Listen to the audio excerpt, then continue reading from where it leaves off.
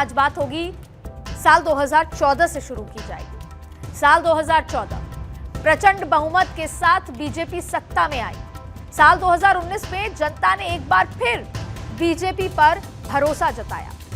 4.5 साल तक मोदी है तो मुमकिन है और मोदी की गारंटी जैसे नारे सियासी गलियारों में गूंजते रहे। वोटर्स के बीच में, जनता के बीच में खूब सुने गए, बोले गए। बीजेपी के तमाम बड़े दिग्गज और पीएम मोदी खुद सरकार के कामकाज का रिपोर्ट कार्ड लेकर जनता के बीच गए और कई बार हालिया में आपने देखा होगा राज्यसभा, लोकसभा, जब सदन खत्म हो रहा था 17वीं लोकसभा का, तब कई बार रिपोर्ट कार्ड वहां से भी पेश की गई। क्यों? क्योंकि जनता के बीच किए गए जो काम हैं उनको बार बार बताना था। लेकिन जैसे जैसे चुनाव नजदीक आए, ये नारे अब सियासत की किसी अंधेरी गलियों में गुम होते नजर आ रहे हैं।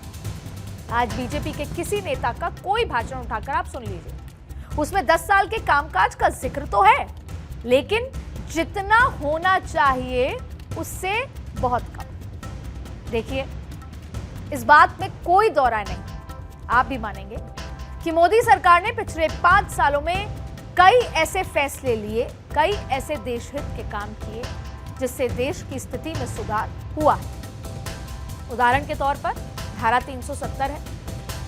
जम्मू कश्मीर एक अभिन्न अंग था और अभिन्न अंग है और उसको मुख्य धारा से जोड़ा गया। नारी वंदन अधिनियम 27 साल से रुका हुआ बिल, नई संसद, राम मंदिर प्रतिष्ठा, ये तमाम ऐसी चीजें हैं और ऐसे कई मुद्दे हैं जैसे कई ऐतिहासिक काम किए हैं।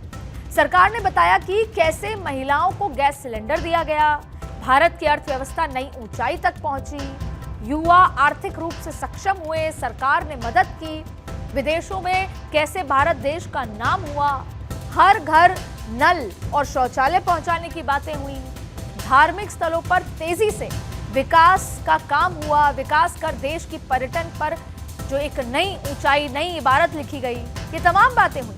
लेकिन बीजेपी नेताओं के संबोधन का शोर इन मुद्दों को लेकर धीरे धीरे धीमा होता चला गया। इसी पर बात हो रही है आज कि धीमा क्यों हुआ?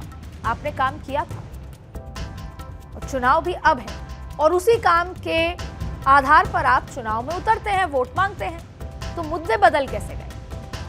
अब बीजेपी नेताओं के संबोधन का कैच पॉइंट वो नहीं है जो चुनाव की तारीख या वोटिंग शुरू होने से पहले था। अब बीजेपी नेताओं के संबोधन में मंगलसूत्र है, कांग्रेस पर संपत्ति को लूटने की योजना का डर है, विपक्ष पर भारत के विभाजन की मंशा का भय है, किसी नेता को एक्सीडेंटल हिंदू साबित करने की कोशिश है, तो किसी दूसरे नेता के प्लेट में मछली, मटन जैसे हमले हैं। तो अब बात यह है कि ये सारे मुद्दे पहले फेज के बाद और तीखे होते चले गए।